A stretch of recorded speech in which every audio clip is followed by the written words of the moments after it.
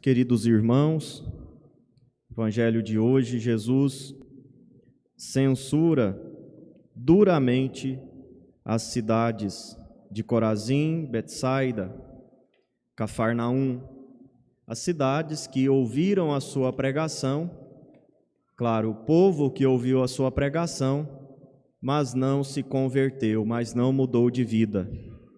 Jesus, então, diz com todas as letras que estas pessoas que ouviram a sua pregação, que viram os seus milagres, que viram os seus prodígios, mas não se converteram, serão tratadas com muita dureza, irão para o inferno. Acaso serás erguida até o céu? Ele faz essa pergunta. Não, serás jogada no inferno. E é um tempo no qual as pessoas esperavam o Messias, um tempo no qual as pessoas esperavam o Salvador, esperavam o Libertador. Mas quando ele veio, elas não o acolheram.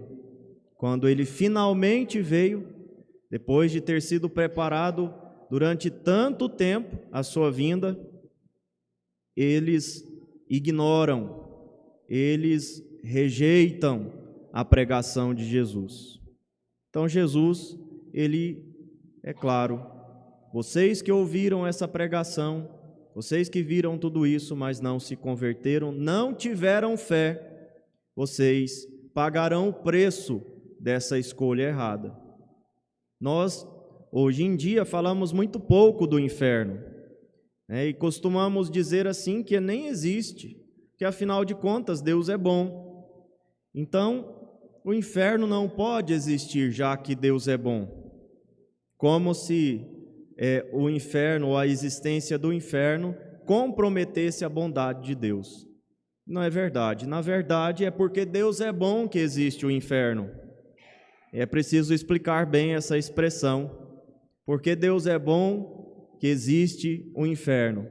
Porque se ele fosse tirano, se ele fosse autoritário, se ele não fosse bom, ele não respeitaria a liberdade daqueles que querem ir para o inferno. Ou seja, ele não deixaria que aqueles que não gostam se afastassem, aqueles que o odeiam se afastassem dele. Então é porque Deus é bom que existe.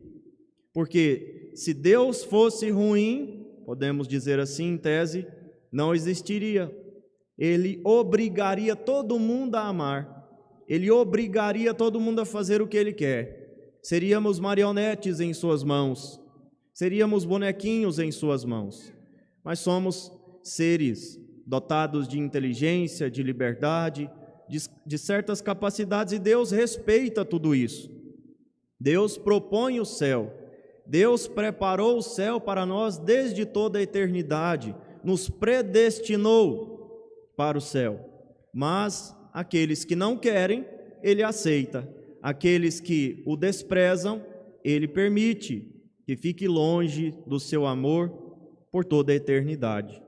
Então, meus irmãos, não é incompatível a existência do inferno com a existência de Deus. Se a gente olha nessa ótica, é fácil de explicar. Existe o inferno justamente porque Deus, que nos criou com liberdade, respeita essa liberdade até o fim.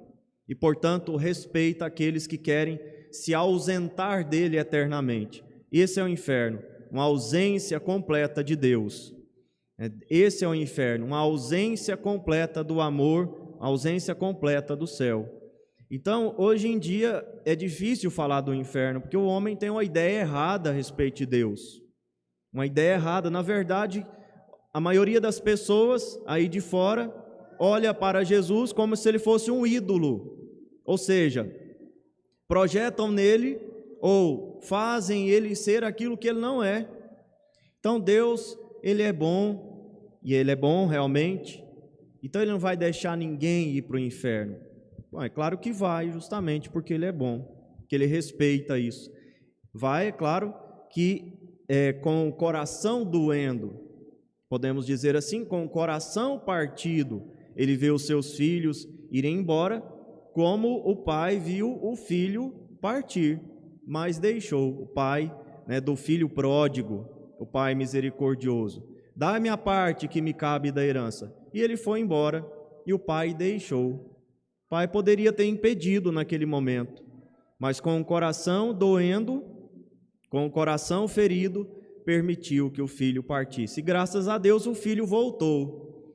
Graças a Deus lá na frente o filho caiu em si e pensou no pai e voltou para o pai. Infelizmente nem todos conseguem, ou nem todos têm tempo para voltar para o pai. Se voltar, tudo bem. Se voltar para o pai, tudo bem, mas se não voltar, será tratado com rigor. Ai de ti, Corazim! Ai de ti, Betsaida! Ai de ti, Paraúna! Ai de ti, Paraúna! Veja, meus irmãos, nós presenciamos a ação de Deus todos os dias, na nossa vida, na nossa história, na nossa família. Ninguém de nós aqui pode dizer assim que Deus não se importa, que eu nunca vi Deus, que eu nunca vi Ele agindo na minha vida. Ele age. Às vezes nós não percebemos claramente, porque nós somos assim cegos para ver.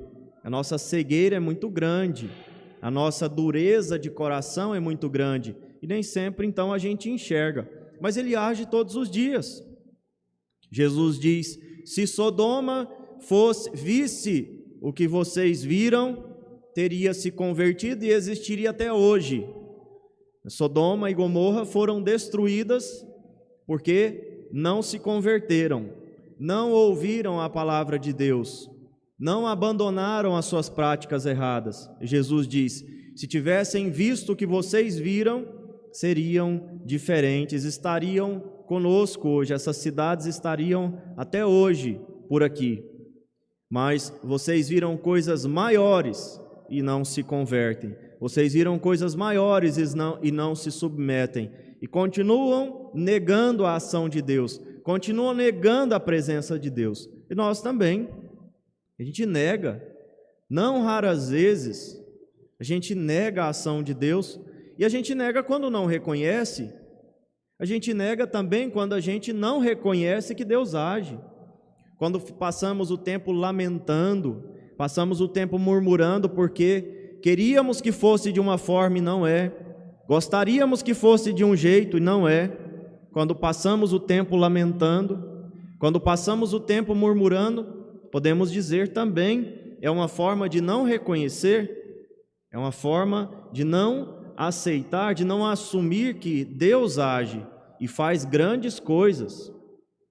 Olha, muitas vezes a gente olha para trás e diz assim: se eu tivesse na época dos apóstolos, se eu tivesse nascido na época em que Jesus foi morto pelos judeus, eu faria diferente. Eu estaria lá com ele aos pés da cruz, junto com a sua mãe e o discípulo amado, eu estaria lá. Eu não seria covarde, eu não gritaria crucifica-o. Nós temos uma ilusão errada de que aquelas pessoas que estavam com Jesus tinham mais elementos para crer do que nós.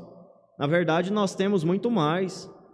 Que nós temos a experiência da pregação que chegou até nós pelos apóstolos, nós temos a experiência da ressurreição que foi testemunhada pelos apóstolos, nós temos a experiência da cruz que foi descrita pelos apóstolos, nós temos a experiência, o testemunho da igreja,